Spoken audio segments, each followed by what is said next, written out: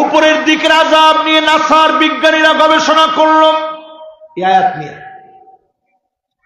উপরের দিকের আযাব কেমন হবে? নাসার বিজ্ঞানীরা গবেষণা করে অবাক হয়ে গেছে। পাথরগুলো আল্লাহ পাক বেল্টের ভিতরে বেঁধে রাখছে। বিচ্ছুরিত হলে এক একটা প্রদেশ মুহূর্তের ভিতরে ধ্বংস হয়ে যাবে। হঠাৎ করে দেশ থেকে দেশ শেষ হয়ে যাবে। এই পৃথিবীর দিকে তারকাগুলো নিক্ষিপ্ত হবে, উল্কি পিণ্ডগুলো পড়বে, ঠাডা পড়বে, শিলা বৃষ্টি আসবে, বছর জুড়ে বৃষ্টি হবে, জমিন তার উর্বরতা হারায় ফেলবে। এই জমিনের ভিতরে দুর্ভিক্ষ নেমে আসবে। এমন আযাব গজব যিনি দিতে সক্ষম তিনি কে?